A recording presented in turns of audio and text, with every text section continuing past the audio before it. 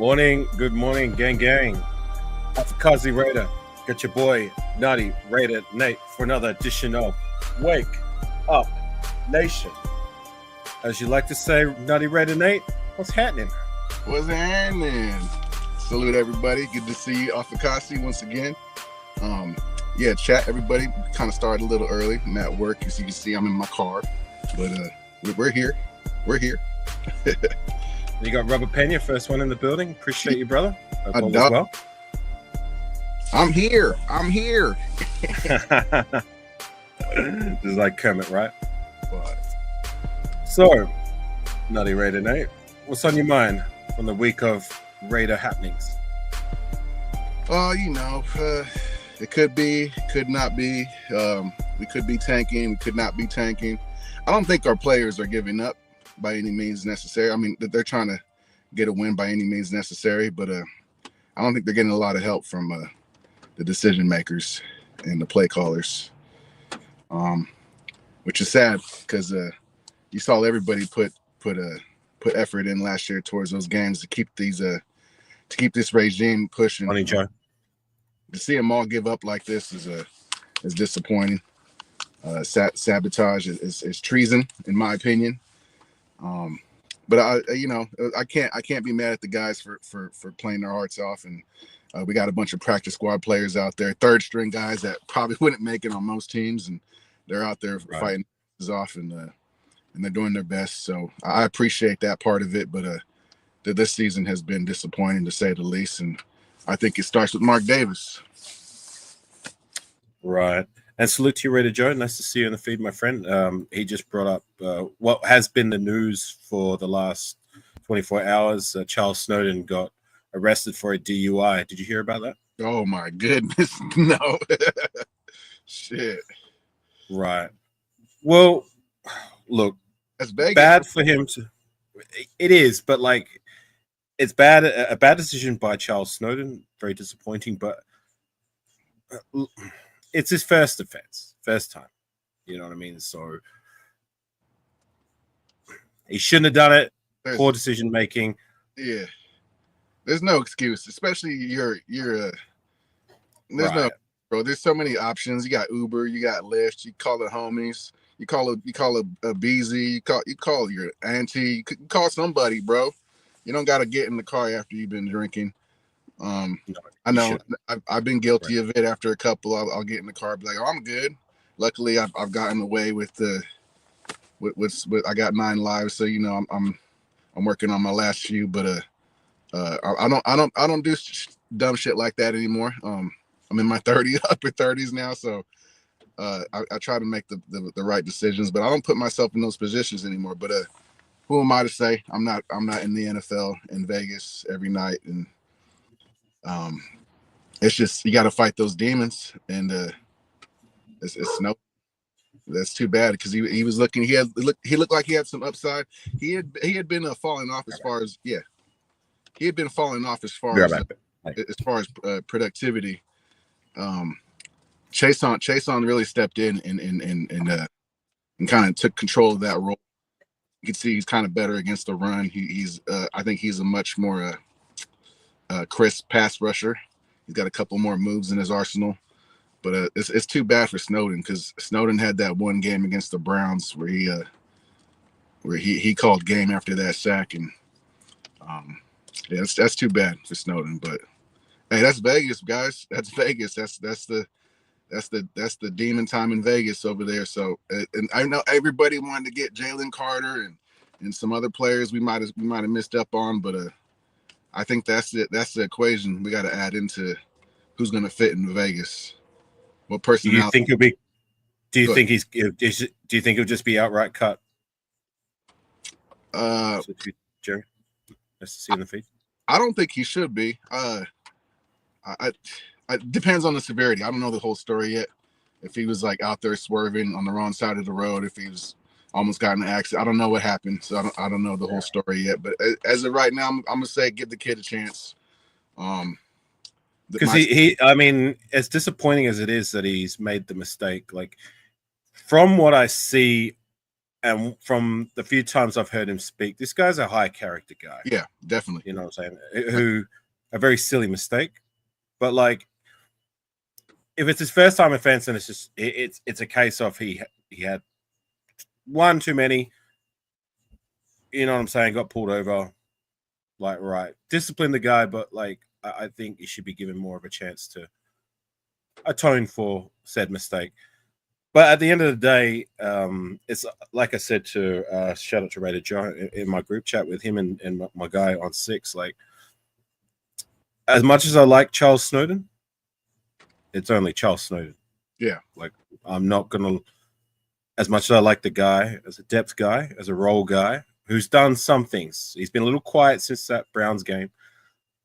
I'm not gonna lose sleep if we outright cut him. I don't believe he deserves it, but if that's the disciplinary action that I take, harsh, but whatever, you know. I'm with Just you. Yeah, Charles Snowden, don't do it again. Hey, I'm with you, but if we got to make an example out of him, and if guys are getting a little loosey goosey in the locker room right now, and people are kind of pushing those limits, and we got to make an example out of him, and he's just a sacrificial lamb. But if that's the case, then so be it. Like I said, Chason's been stepping up. We're getting close to the off season, so we gotta up this roster. So if Charles Snowden, do we make an example of a guy who's been exemplary for if that's the right word for it, for the most part, like in terms of he's a good guy, he's a family guy, high character, you know, apart from this, he doesn't really fuck up, he doesn't speak out of turn, he just, you know, head down, does his thing, has been doing whatever we've asked him to do, you know what I'm saying? So I'd say no exceptions. If it's like one of the Nate Hobbs incidences where he's just in his car trying to sleep it off, and they caught him for that, something like that in that range. I don't know the story, like I said, but if it's right. comparable to that, where it's like he's kind of driving, but he's in his car, minding his business, not hurting nobody. Right. That's what I'm saying. Like if it's something like that, I mean, if it's something completely outrageous, like he's drunk driving down the road, like you know, 3 times the speed limit, red lights, you know what I'm saying? But it doesn't. To me, it doesn't sound like that. I'm not trying to excuse it. I'm just saying I don't believe in making an example out of somebody who's made a mistake. Yes, but for the most part, a high character guy. But we will see, right? Yeah, it's situational. I think it depends on the situation. Go ahead. So Jerry, he got arrested for his first offense, DUI. So that happened within the last 24 hours. Yeah. But anyways, we'll move on from the Charles Snowden news. Well, whatever will be. We'll just wait and see, I guess. What else you want to? Hey, if my coaches were losing the game for us too, I might be getting drunk every night. Like fuck it too. I don't know. I don't know Snowden's mentality. Maybe he's like me, like fuck these coaches. I can't stand these dudes, and he's just hitting the bottle, fucking losing his shit. But if that's the case too, he gotta go because the Vegas ain't for him. But yeah, it's too bad. We'll go to the next. Like I said, like from accounts, this guy's not a drunk. Like, yeah, I agree. You know, I follow him on Instagram. I see what he's always posting about his family, like, you know, reuniting with them is the first thing he does after every game. You know what I'm saying? Like, to me, he's a high character guy who's made a mistake. We'll see. We'll see. Hoping for the best, but I kind of unfortunate. It's unfortunate. Yeah, we will see. Just don't do it again, Charles Snowden. Anything else you got on your mind? Like, were you talking about the game before? I mean, it's been a few days ago, but you haven't really had your chance to share your takes. So, man, you Nutty. It's just more of the same. My biggest takeaway from that game. I won't harp on it too much, but Colton Miller. That play where Aiden O'Connell got hurt, the guy who pushed Aiden O'Connell in the back was the guy Colton Miller was blocking. Quote, air quotes. He got beat off the line and he chased him all the way down. He was about 10 yards, 10 yards away from Aiden O'Connell when he got pushed late in the back. And my issue with that is respond, bro. Show a response. Show you got your guys. Show you have each other's back. Show some kind of unity. Like rush up on Kalaja can't see whatever his name is, and you don't got to throw no punches. Get in his face and tell him make a harp about it. Like get something rolling. Like show some heart. Show some fight. It's unacceptable. No response. I'll give Jackson Powers Johnson and Glaze a pass because they're rookies. They don't really know how to respond in that instance. But Colton Miller's a vet. And he's getting a lot of attention from the refs of late. Yeah, you're right. But Colton Miller's got to lead by example and fucking be the big dog on the line. And hey, you don't fucking touch my quarterback after the whistle. But he's never been that. He's never been that, Nate. That's why he's asked, and that's why I've been saying he got to go. He don't got that dog in him. He don't got that fight in him. He's not the alpha on the line that we pay him to be. After that push in the back, a dirty hit. And it took your quarterback out to play. Me as an old offensive lineman, you gotta fucking an eye for an eye, bro. I don't know what it is, what it looks like, but you gotta take dudes' knees out. You gotta punch him. You gotta choke him. You gotta take some shots at him. Get your lick back. But that I was disappointed with our response after Aiden O'Connell's late hit to the back. As an offensive lineman, you gotta show a response. And I don't know if they got him back during the game, and I don't think they did. But from the film I watched, I didn't see an immediate response. I was disappointed, and Colton Miller specifically, because he was right there. He saw it all happen. He's got to be more in tune with what's going on in the game and not so passive, because that's most of his career. He's just kind of a passive guy, kind of shrugs his shoulders and what it is. I don't like that shit. As an offensive lineman, we need more incognitos. We need some nasty fellas up front. That's our problem. That's our issue. Wow. But we found that at least it's just they haven't, I guess, made that more of their role because they're rookies. Like no, you're once right. They've had a few more years under their belt, they're going to be more so those enforcers. Which we because remember that at the start of this season, remember I said like as much as I like a lot of these guys on our line, like guys like Parham and I mean at the time I didn't mind James so much. He hasn't been great this year. Colton Miller, I've appreciated his services. Even Thayer Mumford. Remember I made a point that like we do not have an enforcer until proven otherwise. Mm-hmm. Like JPJ and DJ Glaze have started to emerge as those guys, but the rest of these guys I can appreciate. I mean, first and foremost, I find that those guys they do all right with what they are. You know what I mean? Like they're offensive linemen tasked with pass protecting and run blocking, which is their first and foremost primary role, right? But none of those guys are enforcers.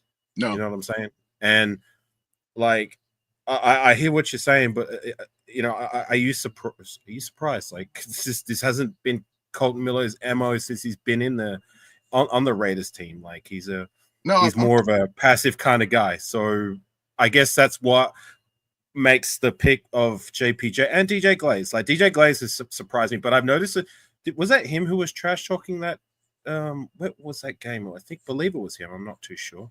And salute to you, Alex. Appreciate you stopping by in the stream, my friend. Yeah. Anyways, like we have those with JPJ and with Glaze. It's just that ideally you want a few more years under your belt before you're a true enforcer of the line, right? Don't be shy. My rebuttal to that is don't be shy. Be you. Fucking you don't let nobody punk you. Don't let no man punk you. Don't let nobody hit your quarterback. Fucking be violent. Play with ill intent. All that shit they were preaching before the season started, and I didn't see none of it. And that starts with JPJ. I would say JPJ shows it, but he's been getting a lot more attention for it of late. Yeah, he's doing his thing, and I have no problem with. I love the aggressiveness. Get all those fouls out the way in your rookie year. Right.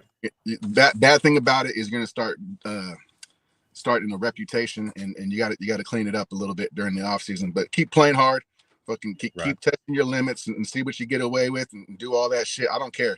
Keep playing hard. Those effort penalties. I appreciate JPG. Yeah, those effort penalties, I'm never gonna be mad at, ever. But and he is our enforcer. But it's unfortunate as a rookie, the second round pick, he's got to be that guy when we have a savvy vet on our squad who should have been stepped into that role a long time ago, but he kind of always played back in I believe his rookie year we had KO. I could be wrong. Right. And KO. Yes. KO's last year, I believe, was 2018. Was it 2018? But we still had Rodney Hudson at least, and I believe Gabe Jackson was still there. So those guys were all enforcer type linemen. You know what I mean? So we didn't need that from him, and for the most part, like as much as he's the veteran presence, and like you'd want him to be the leader of the line, being the left tackle, like it's like I said, he's never been that. And that's okay as long as you play well enough. Like that's like I said, that's your primary role.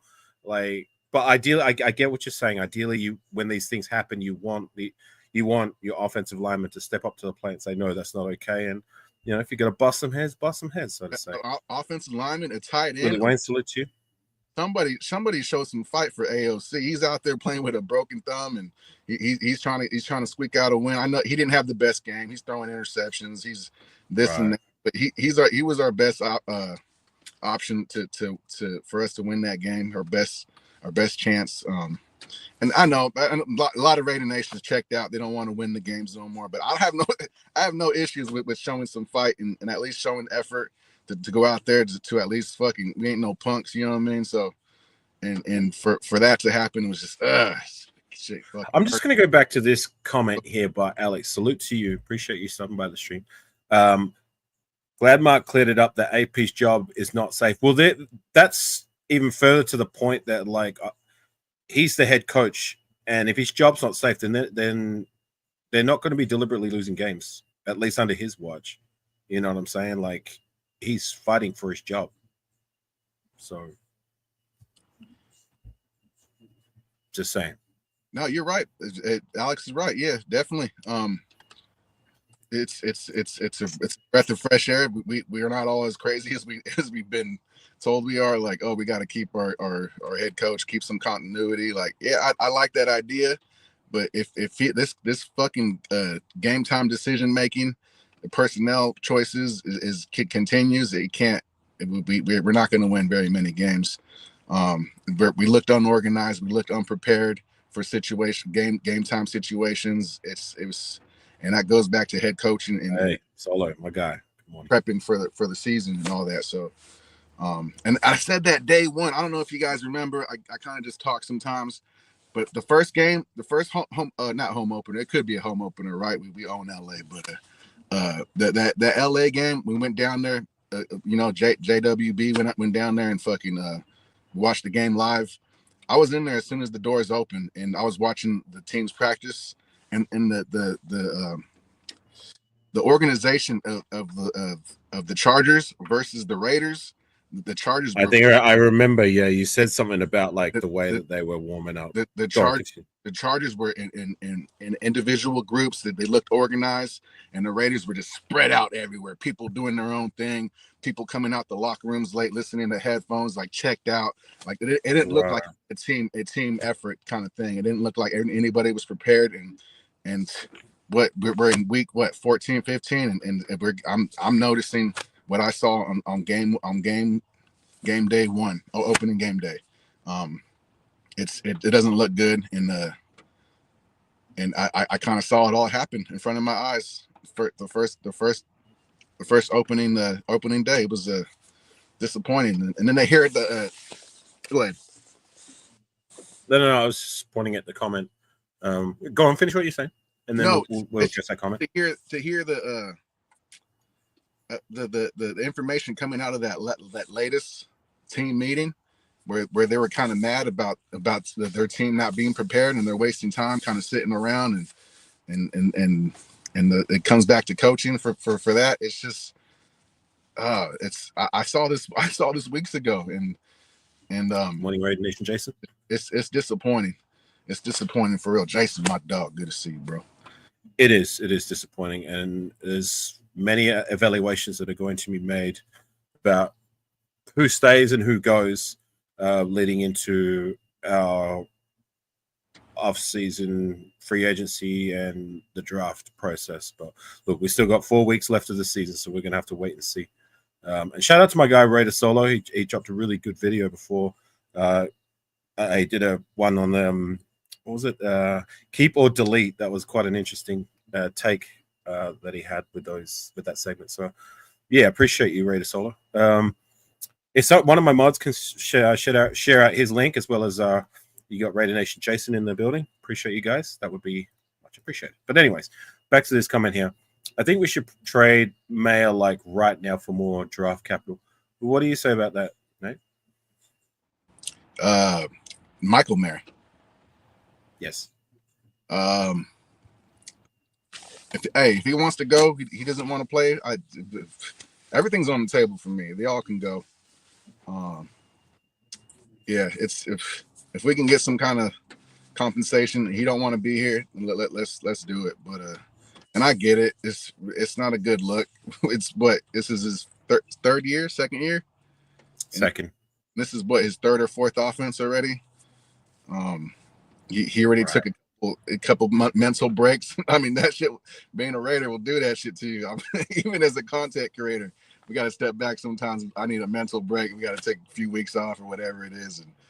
And I understand, but we don't get paid millions of dollars to put on the silver and black. So we got that luxury. He don't got that luxury. Right. If he don't want to be there, and kick fucking rocks, homeboy. But look, at the same time, like, they're still human beings, right? Like, I get that they make a lot of money and all that, and yeah, you know what I'm saying. But like, look, nobody knows what's going on with Michael Mayer, why he took that break. You know what I'm saying? So I'm not going to speculate. I'm not going to comment. You know what I mean? The thing is that he's back now. You know what I'm saying? So that's my focus. Like, right, this is a guy who took a break, but even before his break and now, like, I want to see him establish himself as a decent role rotational guy at the very least, because this is a second round draft pick at the end of the day. And we have Brock Bowers as our look. He's doing what Brock Bowers does. Like, he's established himself as one of, if not the best, tight end in the league. So we don't need Michael Mayer to be all this and all that. But we need him to make the most of his opportunities. And I will give him credit. Like, if you've noticed, he probably had his best game this week. And even before that, last couple of weeks, he's been doing some things which I can appreciate. So I just want to see that moving forward for the foreseeable future, sustainably. But if we trade him, we trade. Like, I'm not going to cry. I'm not going to lose sleep over trading Michael Mayer when we have Brock Bowers in the door. But yeah, look, I like what I saw from Mayer this week. I hope it's going to be the trend moving forward. Much like some other guys that like have been stepping up of late, even though we've been losing. And salute to you, Jesse. I appreciate you stopping by. Nice to see you, my friend. Guys like Sincere McCormick, like, once again, a guy I've criticized louder than anybody else. And this is a guy who's running hard, running well, and making the most of his opportunities. Guys like K'Lavon Chaisson, who had his best game of his career, a sack and that batted ball for an interception. That was one of the most athletic plays I've seen from an end in a long time. You know what I'm saying? So shout out to K'Lavon Chaisson. Like, I can appreciate these guys who are making the most of their opportunities, and I want to see more of that moving forward. But to that question about Mayer, like, if we, like I said, if we trade him, we trade him. But if not, I can appreciate what he's been doing of late. Yeah, I'm not. To me, it's kind of I'm cynical as fuck. So I might just be kind of reaching here, but to me, I feel like it has a feeling of like he's trying to up his draft value, not his draft value, his trade value. He could be, in my opinion, he could be trying trying to up his trade value, trying to leave the organization. He doesn't want to stay here for his whole rookie contract. I don't know what it is. I just feel like he don't want to be here. He said it last year. He didn't want to be practice, and then this year he proved it by not even showing up for weeks at a time. And we have no answers. We're just pondering on if he's okay or not, or if he's going to be on the team or not. So I don't know. Then to come back and we're kind of forcing him the ball, in my opinion. To me, it feels like we're trying to get his trade value up for the offseason. And if we got to trade him, we got to trade him. But Nate, like, you're saying he's playing well only because what? So we can trade him away? Like, well, what's he supposed to do? Like, isn't it a good thing he's playing better? I agree. Hey, if it gives us a chance, but we're still losing. And yeah, I get that, but I'm saying, like, you speak of, like, this is with all due respect, because this is the point you made with Trayvon Moehrig, that he's been playing well, and you don't like that these players are playing well when it comes to their contract year. So for me, it's like, well, what are they supposed to do? Not play better? No, hey, you don't want these guys to perform? I get it, but I don't understand. My issue though is the return back from when they come back next year after they get paid and they take that year off, or they get some kind of injury and they're sitting fat and happy on their yacht or in their mansion somewhere, and they're just chilling with their new contract. It's pretty much guaranteed money, and they're just sitting at home playing with their toys, and that happens to the Raiders a lot. Every time we bring in free agents, Christian Wilkins. I mean, unfortunate, but it's the fact that he got paid and he played 4 or 5 games and he's fucking sitting at his mansion. Fucking, I hope he comes back, but I don't know. I don't know what that's going to look like. And we have that reputation where we pay guys and they don't show up the next year after they got paid. So it's and that happens around the league. I see that with other teams as well, where players get paid and they just take that next year off, and they only play hard for that contract year to make that big money. When other times of their contract, they'll if they get like a broken finger or a turf toe or something weird, some kind of weird injury where they check out the rest of the season. But this year, conveniently, he's been healthy all year. I'm talking about Moehrig. He's been healthy most of the year, and he's playing well. He's running around the ball. He's making some plays. But where was this shit at the rest of the earlier in their career, the 3-4 years prior? Like he started to he was playing better last season as well. I don't know. To me, when I see Moehrig, he wasn't a willing tackler. This year, I see a lot more effort as far as tackling goes. But right. We're not. You get what I'm saying, Nate? Like, with all due respect, I just don't understand. I don't understand it. Why that's a bad thing? Like, what are they supposed to do? Not play well? Play bad? Like, hey, if we're not going to pay him, I understand. He's playing for his next team. At least some putting some good game film together for his next team. If we end up not paying him, so that's kind of my thinking of that. Why they're playing good for this contractual season, however you say it. I fucked that up. There you go. I get what you're saying. For the day. Like he, in my opinion, he did stop because he did have a.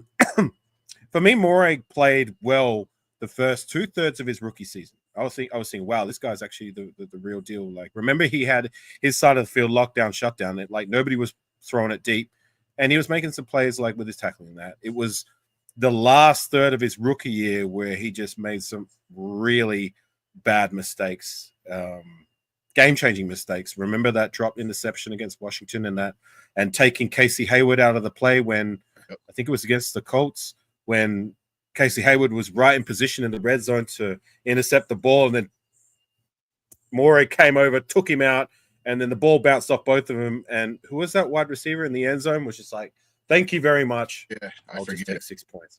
Yeah, but you know what I mean? Like, it goes to my point. Like, he had a terrible run, and that continued into his sophomore year where he did not have a good sophomore campaign. He was pretty dog shit to say. And he was injured that year, supposedly. He had that injury. Right. Injury, whatever it may be, he wasn't great. And my stock level with Moehrig was pretty low, like in terms of my confidence in that. But I saw improvement year 3, and he's continued to improve this year, which for me is a good thing. Like, that's what I want to see. Like, that's why I say, like, you get a 3-year. when you've drafted into the league, it's usually a 3-year process. It's the third year where you really start to see whether a player has got it or he doesn't. Much like Malcolm Kuntz did. Remember, Malcolm Kuntz had his coming out party last season. Unfortunately, we lost him to injury. You know what I'm saying? So I don't see that as a bad thing. You know what I mean? Like if I can see them trending upwards, that's for me. That's a positive thing. I don't understand why that would be negative. I just feel like it's only for the money. They're only playing hard for the money. Which it's you got to get your money, get your chicken. Can we have a hat? I get it. But at the same time, I'm just sick of paying these guys money when they just show up for a year and then they take the next couple of years off or whatever after they get their guaranteed money, which is frustrating. But it's part of the game. It's part of the game, and yeah, it's I don't know. That's just how I feel. I get it. Just that comment by Robert. That's one of the caps I lost to the coin flip. Paid $6 USD for it when I could have paid $5. So, oh well. Did you see that video? You were in that live, weren't you? Yeah, that was butter. Yeah, that was good fun. Yeah, that was funny.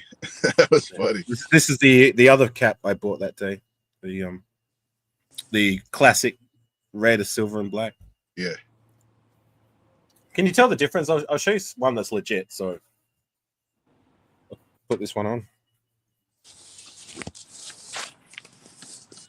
So this one here, this one's a legit one. That's about 30 USD, right? You got the New Era logo there, Raider logo. This is a blue variant, so I wouldn't wear this game day. But anyways, just showing you for example purposes, and this is the premium bootleg, if you will. I can't tell the difference. Got the new Era symbol there. No, like it. These caps here, they're the ones that I bought on vacation. Like if you get a good quality one, you can barely tell the difference, and they're like a tenth the price. Yeah. So to Jesse's point, like you can barely tell. Like if you look at the jerseys over there, and I showed you while I was in the store, quality is dog shit. That's why I don't even bother with them. But the caps, however, like because it works out for me that I'm an A-frame kind of guy anyway. Like unless you know what to look for, you can barely tell the difference between this bootleg and something like this, which is your legit New Era, which costs you. Do you ever wear fitted hats? 6-7 times the price. I do have them. I used to be a fitted kind of guy, just not. I haven't been for the last since 2020. I started wearing more A-frame. Yeah, but I do have some fitted. Yeah, I can't wear snapbacks, bro. If I cough, if I laugh too hard, it will pop off my head. My head's too big. Right. Well, I used to be the same. I used to wear strictly fitted. I used to buy strictly fitted, which didn't work too well for me being in Australia because most caps here, like the variants, like come in the snapped back form. But I don't know. I guess it's just the shape of my face or whatever, my head. Like it just for me, I don't know. It suits me better. So yeah. The bald head is make this shit look good, right? But anyways, we were talking about Morig before. I guess maybe we'll segue that to he's part of that those fourth year guys who are coming off of contract. And now that the season's almost over, excuse me, which of those fourth year guys who are coming off their contract, if any, would you like to resign? Oh my God. And I'm gonna backtrack what I'm saying a little bit, but we got to keep the guys that want to be here. If they're playing hard and they want to be here, we got to consider that because it's going to be hard to reel in free agents, especially if we keep this head coach. In my opinion, I don't see a lot of free agents lining up at the door waiting to be Raiders right now in this current era we're dealing with. So if we can re-sign our guys, let's keep them. Let's hope it works out. You know what I mean? But at the same time, I'm worried. I'm worried, guys, about paying these guys too much money and them just checking out like like in the past. So that's just kind of my take. But I'm a little you're talking. Yeah, go ahead. You're talking Morik, but what about the other guys? Like I'm talking Hobbs, Kuntz, and Diablo. I'm saying we keep them all. I'm saying we try to sign everybody who wants to be here, who wants to stay, who wants to try to turn this shit around, and who wants to make this shit right. Let's sign them. I don't care what their play is or if they're injured. Malcolm Kuntz. Let's try to keep them in the building. Let's try to turn the ship around. But if for 1 second we got to question anybody's fucking locker room behavior or off time, DUI kind of shit, you know what I mean? I don't know, any kind of shit that can be a distraction for the team.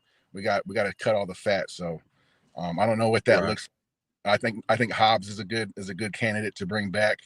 I'll say Morg. If Morg really wants to be here, then we bring him back. And Kuntz, I think Kuntz is the other one. And who am I missing? That really hurt us losing Kuntz. Yeah. At the start of the season, because that guy seemed so motivated to prove that he is that dude. It was a fact, definitely. You know what I mean? Like he was taking that leadership role in camp, and then we had to lose him at the start of the year, which really sucked, especially for him because he seemed like a guy who was playing for his bag, but deservedly so. Like you know what I mean? Like he was doing all the right things. To lose him to injury, and then Wilkins as well. Like we what was supposed to be the strength of the strong point of our team all of a sudden looks pretty razor thin with Max Crosby being hurt as well. You know what I'm saying? But yeah, the other guy you forgot was Divine Diablo. And oh my God, I'm just thinking, I forgot about him for a reason. Right. But hang on, bear with me. Polomau, was he a UDFA from 2021? I believe so. I'm gonna Google that up. So he might be another one. Yeah, I think you're right. We're gonna see when we picked him up. I don't know when his contract ends, but like he's a guy who might be there too. If I'm not mistaken. Did he beat out Tyree Gillespie for a spot on the roster? No, he was 2022. My bad. But that's right, because he beat out. Remember, we drafted Tyree Gillespie. He didn't amount to shit. Yeah, and he didn't we end up keeping Isaiah Polomau. Yeah, he didn't even make it to the offseason. Gillespie was. Hey, Grizzly, nice to see you, my friend. Hell yeah! Did we get trade value for Gillespie? Yeah. Wow. Shout out to Ziegler for getting anything for that guy. He fucking sucked. Yep. The Titans, I believe. We traded him to the Titans. Yeah. There's going to be a few more of these cats that like are coming into their second and third year just because they're still on their rookie contracts. Like come next season, if they ain't producing and being at least worthy to be a rotational roster spot, then they can go. You know what I'm saying? Like I'm looking at Tyree. You know what I'm saying? I'm looking at Zamir. Like I don't. To be honest, I don't want to see Zamir take another snap as a Raider. And slip to Tom DeLeon. But there's going to be a few of these guys. Like even from this year's rookie class, like Eichenberg, Lobby, Devonshire. Like I'd like to see a little bit more from these cats. And if they don't show something by and we got rookies or second year guys or whatever it may be in the door that are outperforming them, then oh well, kick rocks. Yep. Bit of a fame. We need dogs with killer instinct, including a QB. Right. I agree with that. Like I've said it a few times. Like I think the time is next season. The time is now to get our guy and find him through the draft, or at least find somebody through the draft process, to somebody we can at the very least develop and like see what happens. Like, can he be the face of the franchise? I don't know, but for me, that it's been long enough since we've tried, and being that our needs are pretty glaring at quarterback. Like I like Aiden O'Connell, but for me, he is what he is. He's a guy who can start in a pinch, can win some games, can manage some wins, and and he's got a good arm about him, but he's not the future of the franchise for me personally. And I believe most people will agree with that, right? He's a solid backup. I had hopes. I had hopes this year when we got Minshew.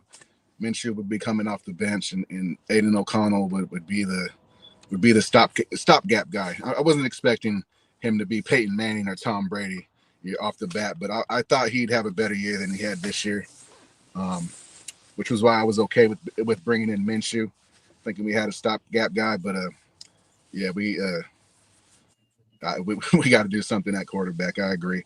And hey, I'm not with reaching for a quarterback either. So I'm in that realm where I want BPA. So I don't know what that looks like. If it is a quarterback at that particular spot we're drafting, right now we got pick number 1. But I hope to win at least a game or two. I don't want to get swept in our division for one. And if Derek Carr does play that game, I do want to make him the only quarterback to lose to all 32 teams. That's just the sick Raider fan in me. Yeah. Yeah.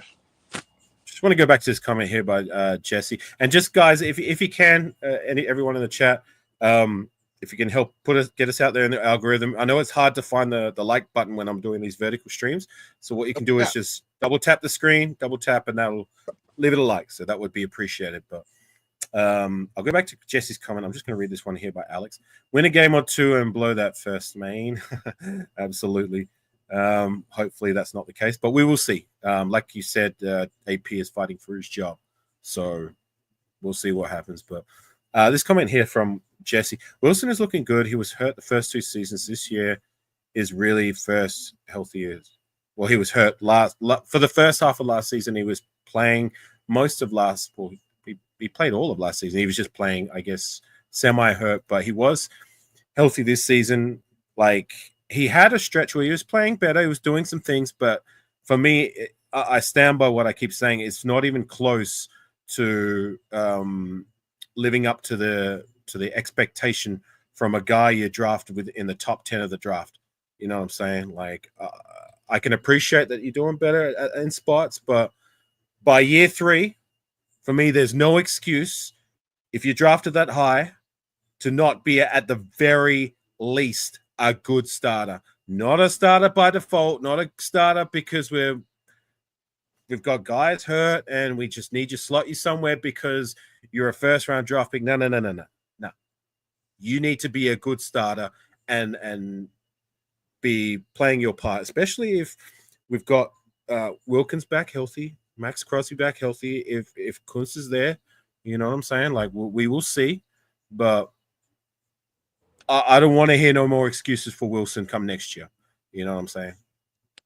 No more excuses. I got a little curveball for y'all. Do you guys think that if John Gruden was still, if all that shit didn't happen and we still got the 7th overall pick that year, you guys think that John Gruden would have taken Jalen Carter? With Jalen Carter's history, I guess you could say.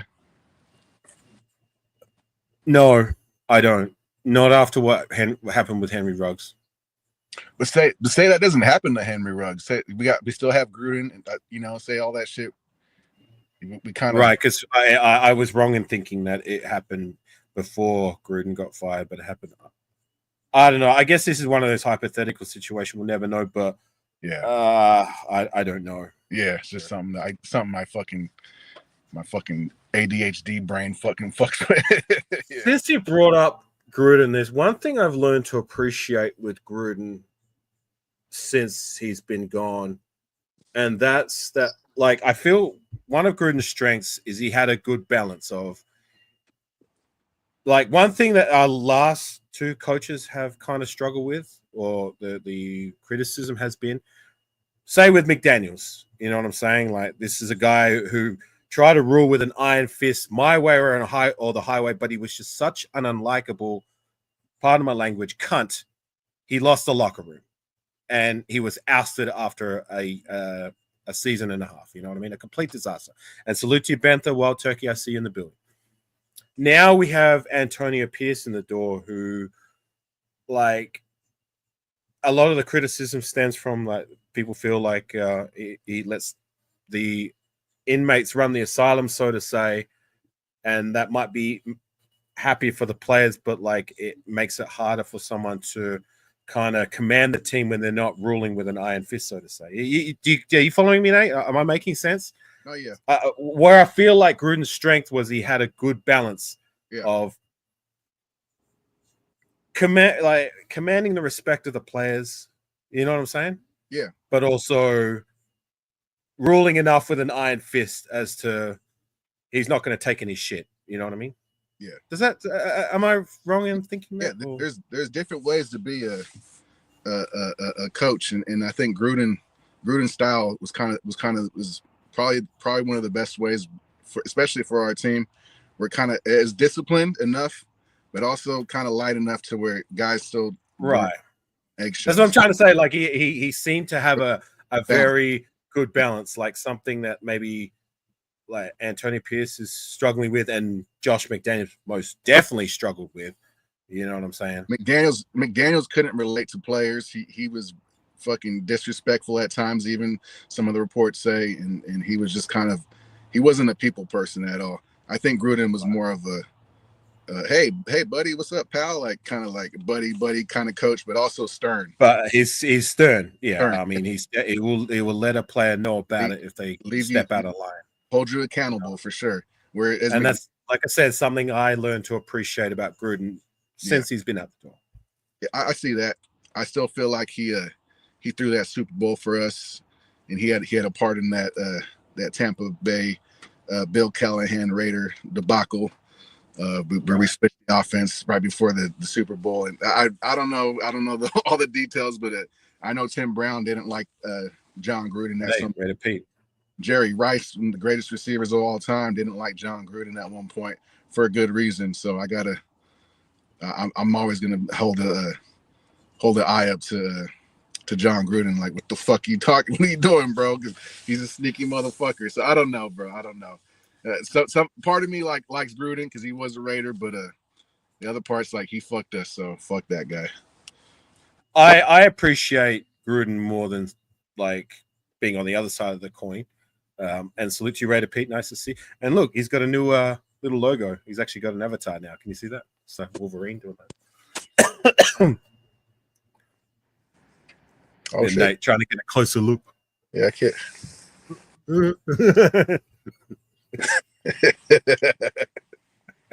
Salute to you, Pete. Shit, I lost my chain of thought. Gruden. We're just having around Gruden. Well, look, I appreciate Gruden more so than not. My biggest gripe with Gruden was the whole Khalil Mack situation. Like, that for me is the one thing I feel that he did during my time, because I wasn't following Raider football. You know, I was in high school back then, and I had no way of being able to watch football in period. But I've been having to go back and watch a lot of that stuff of late. But yeah, that the whole Khalil Mack trading him off like situation for me, that was unforgivable, and that's still one of my most hated moments as a Raider fan. Was the day I found out Khalil Mack was traded.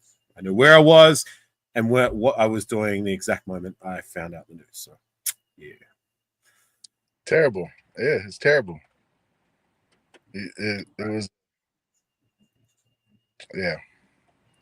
What was our record that year? He only won 3 games that year. Am I right? The first year he was in the door, he won 3 games. It was the Gruden purge. Remember, we got rid of pretty much 3/4 of our roster from the year before, and yeah, it was ugly. KO, very ugly. Booted, Gabe Jackson and Hudson, Murray Cooper. Bruce Irvin ended up leaving. Bruce Irvin halfway through the season. Yeah. Remember Market King I think he was the first one to get the axe. Yeah. Yeah. Remember that whole situation where he kind of side dissed Gruden when he was interviewed at an airport, and then Gruden saw the video on social media and was like, "No, you're out of here. Go." Yeah. Fucking clown.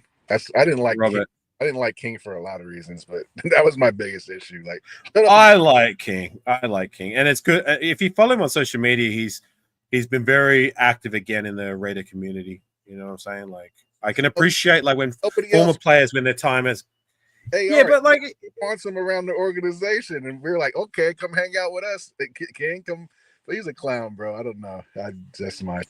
I appreciate Marquette King. He was a good punter. I'm not, but his antics were too much, bro.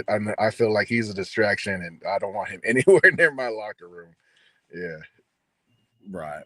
I don't agree with everything that he did, but like for the most part, like for me, it's like I keep saying, when the good outweighs the bad, when the fuck ups are down here, and the good in terms of production or whatever else that's good that you bring to the table during your time as a Raider, then I'm going to look at that. I'm not going to say, oh, well, he did this wrong and he did that wrong, and that be my full stop. You know what I'm saying? Like, I feel like sometimes in life, like a lot of people are guilty of doing that rather than like look at the whole picture. Mm-hmm. Just because there's like one or two bad things or things that you don't like, what does the rest of the picture look like? I agree with you, AR. I definitely agree. 100%.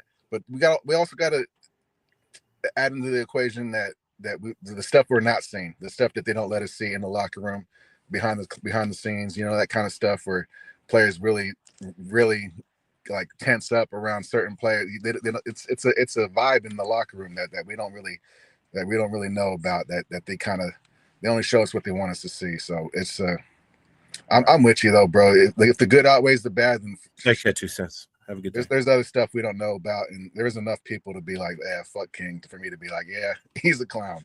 So I know, but everyone's different. For me, he still gave me some memorable moments. Yeah, especially in that 2016 campaign. So, he was entertaining. I'll give him that. He was. It was a little sideshow.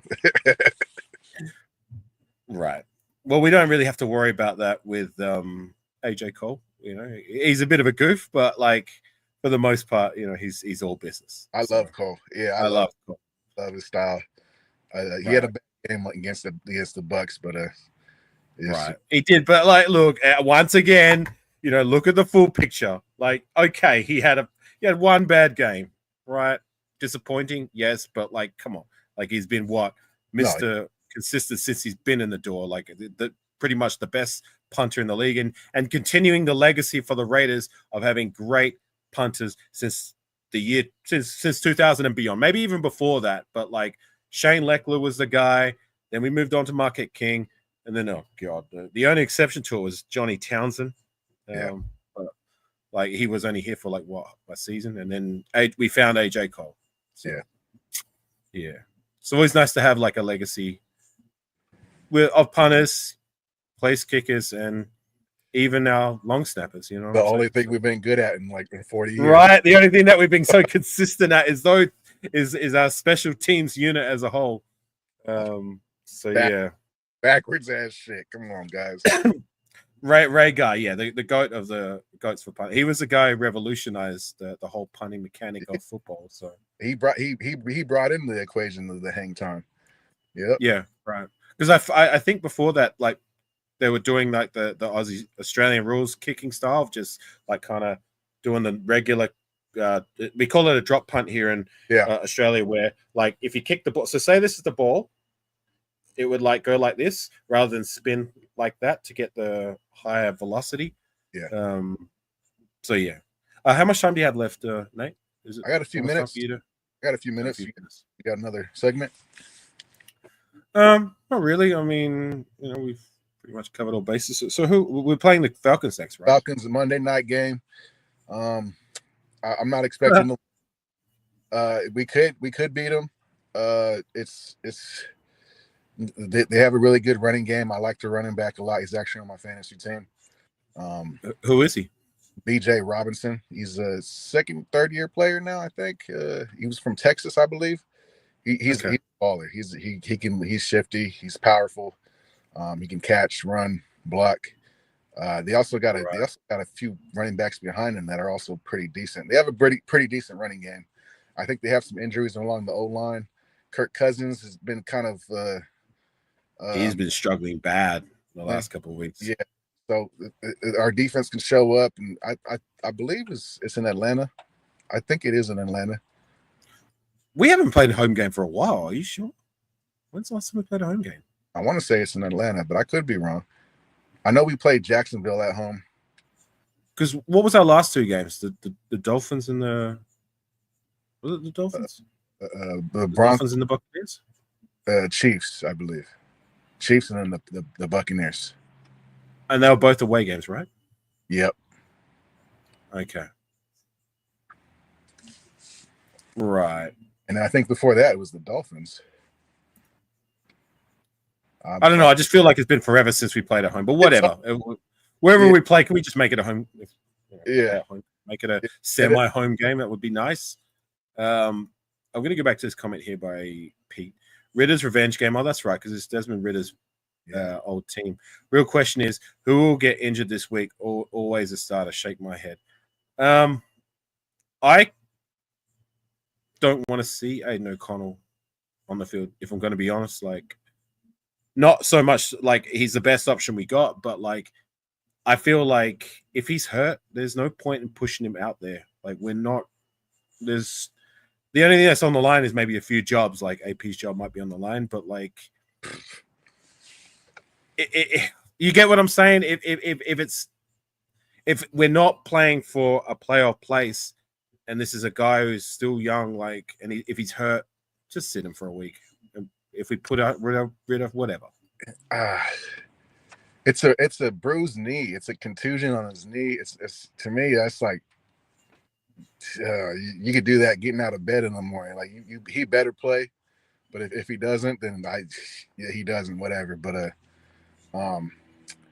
and say he does play and he wins a couple games. He just saved AP's season again. He saved his job again for the second year in a row. Hang on, sorry. Yeah. This comment here by Robert. Thoughts on Kuntz going to the Titans? What do you mean, Kuntz going to the Titans? Is this something we don't know about? What? All right, we'll go back to that. But anyways, I can see it. I can see somebody giving Kuntz the bag and outbidding us for sure. I said that earlier in the season. I don't think he has a loyalty to the Raiders. I hope he wants to stay here. I hope he wants to be a Raider and fix this, turn this thing around. But I don't think he has a loyalty to the Raiders. We pretty much benched him his first 3 years. McDaniels chewed him out in that one clip. That will forever live in the back of my mind. right. He's You chewed him out worse during the Chiefs game. Yeah. And I just think his style was contradicting what we were trying to do, and we finally just let him loose last year, and he did what he did, and right. Yeah. I just don't think he has any loyalty to the Raiders. I hope he wants to stay, but we'll see. If he goes to the I hope we haven't seen his last snap as a Raider. Like, this is a guy who he has so much to give this season. It was such a shame to lose him. Yep. It was a domino effect for real. It was one after another. Came in from Bleacher Report. Can you enlighten us? So what's Bleacher Report saying, Robert? Is it saying that he's signed on with them, or are they just talking hypotheticals? If Kuntz goes to the Titans, it'll be like Danica Autry going there and exploding in a good way. It pisses me off how regimes treat and ignore talent. Well, look, we were treating Kuntz leading up to the season with the respect that he'd earned from last season's play. I mean, remember, like the coaches were giving him high praise and talking about like how he's taken up a leadership role with the team in practice and that. Okay, so it's predicted. So look, it's just one of these hypothetical situations. So I'm not. With all due respect, Robert, I'm not even going to entertain those. You know what I'm saying? Like, yeah, you go anywhere, right? Yeah. But like, so that comment there, like, I hope he stays. That's all I'm going to say. I hope we can find a way to keep him, and he shows he plays to the potential that he showed that he and becomes the player we thought he could be this season, next year. I want to see him in Raider colors again. I want to see him get that chance. But if he doesn't, there's no more excuses for Tyree. I want to see him slide into that role and make it his own by year 3. Is that fair, Nate? More than fair. Yeah, more than fair. If there's a way we could trade Tyree, we do that too. So we have no more excuses. Like I said, by year 3, you show you either got it or you don't. I don't want no more excuses about you being hurt or we need to develop him, all that crap. No.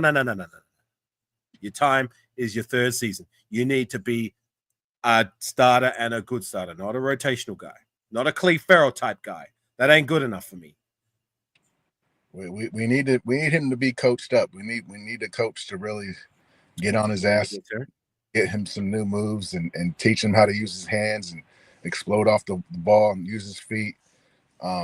There's some coaching stuff, simple coaching stuff that he needs to hit, and he needs to get it ASAP. Because yeah, you're right. This is his 3rd year. He's got to start showing some productivity. If not, then see you later. I want to see those flashes that he showed in those good moments that he's had this season. And he's had some good moments. I've given him credit after he's had a good game, as much as I've criticized when he's pretty much been a non-factor. You know what I'm saying? So I want to see that good part of Tyree become the consistent. You know what I'm saying? Yeah, 100%. All right, Nate, you got to get going? Yes, sir. All right, brother. Thanks for having me on. Thank you. It's our life, so I appreciate you and your time, my friend. I don't know. I butchered that. I need some sleep, man. Like, I had a long day. Any last words, Nate? I appreciate you, AR, your time. Yeah, it's I always have a blast doing this. Y'all catch me tomorrow on the Just Win Baby podcast. I missed last week. It was my son's birthday. We trying to set up for his birthday party, and me and the wifey got busy. So, but I'll be there. I'll be there tomorrow night. So y'all catch me there. Y'all take care, and let's get this win on Monday night, whatever that looks like. For sure. Yeah. All right, gang. Well, you take care, Robert, Egalitarian, Raider Pete, Wild Turkey, We the People. If he was here, I don't think he was. Tom, Jerry, a few others. My 2 cents. Spencer was here. Have yourselves a good morning. Raider Nation for life. Win, lose, or tie. You know what time it is. It's Raider Nation till we what? Nutty Nate. Motherfucking die. All right. Peace, chat. Catch you on the flip side. For sure. All right. Take care.